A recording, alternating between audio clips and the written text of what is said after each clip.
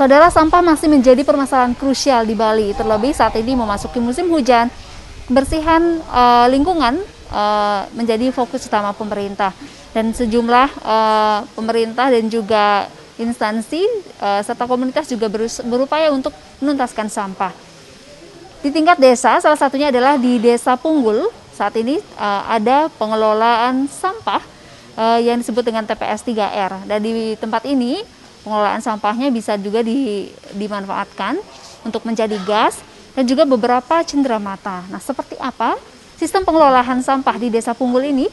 Kita langsung saja tanyakan kepada pengelola. Di sebelah saya sudah ada Igusti Nyoman Jelantik selaku pengelola. Selamat pagi, Aji, apa kabar? Selamat pagi, apa kabar? Baik. Baik ya. Aji, seperti apa sih Ji bisa diceritakan untuk sistem pengelolaan sampah di Desa Punggul ini, Ji? Baik, sebelum ke proses, ini ada masalah tahun 2016 itu cukup banyak ikan paus yang mati disebabkan oleh plastik, karena banyak ikan mati menelan plastik. Nah, pada saat itu tamunya cukup banyak yang komplain. Nah, berangkat dari sana kebetulan kita ketemu dengan Dinas Lingkungan Hidup Dunia. Dia sangat prihatin melihat Bali, Indonesia dan sekitarnya. Nah, oleh sebab itu kami mencoba diajak untuk keliling Bali. Nah, setelah keliling Bali di antara 8 kabupaten yang ada, hampir semua sampah-sampah ada diselokan, di got, di sungai, sampai dia ke laut. Nah, disitulah tamu itu sangat miris dan sampai menangis. Nah, berangkat dari sana kita belajar bagaimana sih sampah itu yang sebenarnya. Kenapa sampai bisa ke laut? Nah, kami bekerja sama dengan Mr. Prit, orang Belanda dan orang Cina. Nah, kami diajari memilah dan memilih. Nah, setelah itu kita dikasih sistem kerja. Sistem bagaimanapun cara pengolahan sampah tanpa mengetahui sistem kerja tidak akan bisa. Bagaimana menggabungkan utara, selatan, hulu dan hilir dengan dengan banyaknya orang-orang yang sudah mengumpulkan sampah dan lain-lain, tapi belum sampai tuntas. Karena apa? Karena belum dibangun sebuah sistem. Nah, kami kebetulan mempelajari tentang bagaimana sih sistem kerja. Nah, dari sampah kompos yang tadinya bau, orang-orang takut buat pengolahan sampah karena sistem kerja yang ada di Yayasan Punggul Injo ini, kita buatkan sistem kerja yang namanya water year. Penggabungan dua sistem antara air dan udara. Nah, dengan sistem ini sampah organik atau sampah rumah tangga kita potong, kita cecah, kita masukkan ke bak-bak yang ada. Setelah itu kita siram dengan M4 juga bisa, MA11 juga boleh. Nah, dengan catatan dia tidak bau. Nah, itu kita sudah berjalan 2 tahun lebih dan pupuknya sangat bagus. Di sekitar kita udah kita pakai pupuk yang ada. Nah, setelah itu plastik megang peranan penting karena plastik tidak bisa lepas dari kehidupan kita. Karena di situ perlu yang namanya edukasi. Karena selama ini yang saya amati dengan tim relawan dari luar negeri, kayaknya pemerintah kita sudah menggebu-gebu bagaimana plastik itu tuntas. Nah, kami mencoba mulai dari dasar, dari rumah, dari desa. Kami bekerja sama dengan desa, dengan BUMDes yang ada. Kebetulan kepala desa sangat care dalam hal lingkungan. Nah, kita coba aplikasi ilmu yang ada, kita tuangkan 2 tahun yang lalu, dan kita bangun sistem. Bagaimana mesin yang ada, bagaimana teknologinya. Nah, dengan teknologi kita tahu sampah-sampah itu kita kelompokkan lagi. Ya, karena sampah plastik itu tidak semua jelek. Semua plastik itu kalau kita kelola dengan bagus dia akan menghasilkan sesuatu yang bergerak. Makanya 3R megang peranan penting. Reduce, recycle, reuse dan recycle. Nah, di sini di tempat di Punggul Hijau ini kita sudah terapkan hal itu, dan boleh dikatakan sampah-sampah yang ada di Desa Punggul, karena konsep yang kami bangun bagaimana sampah itu tuntas di desa. Kalau itu sudah bisa dijabarkan oleh pemerintah desa dan lain-lain, saya yakin lama-kelamaan sampah tidak akan masalah. Tetapi kalau masih sistem ini digabung gitu, kapanpun tidak akan bisa bersih. Pak, ini kan sistemnya sampah desa tuntas di desa begitu Pak ya. Nah, bagaimana untuk edukasinya juga kepada masyarakat Pak untuk bisa mengumpulkan sampahnya ke sini, itu seperti apa mereka? Ini lewat kepala desa mempunyai klien mempunyai klien adat. Nah, disitulah kita sosialisasi dalam artian bagaimana sih sampah ini biar tidak sampai kebuang sembarangan. Karena sampah plastik kita suruh masyarakat ngumpulin dan kita ganti. Ya, kita ganti sementara di Punggul Hijau sudah berani membeli sampah. Sampah terutamanya tergantung jenis sampah yang ada. Tidak semua sampah itu bisa kita kuangkan, dan yang bermasalah semestinya residu ini. Residu dalam artian label-label dari minuman-minuman yang tidak bisa diambil oleh pemulung, itulah yang kita proses di sini. Nah, kenapa demikian? Karena pemulung pada umumnya dia tidak akan tertarik ngambil itu karena tidak jadi uang.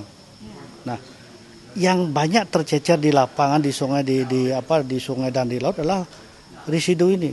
Nah, dengan residu ini kita bisa manfaatkan untuk seperti tadi bagaimana kita mengolah menjadikan solar, bagaimana menjadi bensin dan menjadikan cenderamata. Cenderamata kalau hasil daripada daur ulang plastik ini kita menempatkan yang namanya arang. Arang ini kita lebur kembali, kita masukkan ke mesin, kita olah, kita saring, kita jadikan tepung. Nah, setelah jadi tepung inilah kita berinovasi lagi. Nah, seperti ada di belakang, mau buat apa sebenarnya bisa. Tergantung kreasi orang tersebut. Pak, ini kan hasil dari olahan sampah itu juga ada yang jadikan bensin ya Pak ya, jadi bensin, kemudian juga ada yang jadi cenderamata begitu. Apakah itu juga dipasarkan, dijual atau seperti apa nanti untuk ke depan? Ya, ini sebenarnya peluangnya sangat besar, terutama di cenderamata. Karena cenderamata sementara kan dia menggunakan yang plastik sudah ada. Nah, dengan kita buat yang sejenis, artinya gantungan kunci, piala, kita coba pasarkan untuk wisuda, kita pasarkan ternyata sangat tertarik. Mudah-mudahan kalau tidak ada halangan di Mei Juni kita sudah banyak ada pesanan untuk pelepasan siswa ataupun TK. Ya. Aji, salah satu yang menjadi permasalahan biasanya ya di pengelolaan sampah ini adalah bau begitu Aji ya. Jadi kalau di sini bagaimana komentar masyarakat sejauh ini Ji? Sudah jalan 2 tahun ini gimana? Nah, untuk bau makanya kita bangun sistemnya dulu. Kalau sebenarnya gini, sampah itu tidak boleh lebih dari 24 jam di luar. Apalagi dia kena air hujan, bakteri akan masuk. Apalagi sudah 2 hari di jalan baru diangkut sampai ke TPA sekian hari. Ini penyebab daripada bakteri yang ada. Sebenarnya kalau sampah begitu ditaruh di depan rumah, diangkat, tidak bermasalah. Karena proses pengambilan sampah ini yang saya amati di lapangan itu lambat. Lambat karena disebabkan mungkin kami kurang tahu. Sampai sampah itu kalau kami amati di jalan itu sampai 2-3 hari di jalan. Itu sebenarnya masalahnya bukan masalah sampah itu bau. Masalah sampah itu dibiarkan berhari-hari. Karena konsep secara agent dan sanitasi kalau di hotel, sampah tidak boleh terbuka. Sampah harus tertutup. Nah, kebetulan di sini kita bangun sistemnya. Sampah yang datang dari masyarakat, dari public area, masukkan ke mesin, kita potong. Dengan catatan makin kecil volumenya makin cepat ia dikompos. Oleh sebab itu, mesin megang peranan penting. Dan tempat ini, bagaimana sirkulasi udara air ini dikombinasi dengan teknologi. Nah, kalau ini bisa dibuat, ya, teknologi ini bisa dijabarkan di tempat lain gitu umpamanya, kalau dia tertarik, sampah tidak akan bau, yakin. Ya, baik, Aji, satu lagi Ji, ini kan setiap harinya ada pengolahan sampah di sini. Itu berapa kali biasanya warga mengumpulkan setiap minggunya dan sekali pengolahan berapa Ji? Kalau plastik biasanya seminggu sekali, karena kan kalau tiap hari kan paling dapat setengah kilo sedikit, karena di Punggul sendiri sudah mulai masyarakatnya sadar tentang habis pakai sudah ditempatkan di tempat yang khusus. Kenapa? Karena setiap minggu plastik itu akan dibawa ke Banjar, ada yang ngelola, setelah itu dibawa ke sini. Nah, dari sini karena mesin yang ada di belakang ini setiap hari itu perlu sampah 10 kilo. Nah, artinya kalau di desa sini saja tidak cukup akan memenuhi sampah plastiknya. Kenapa?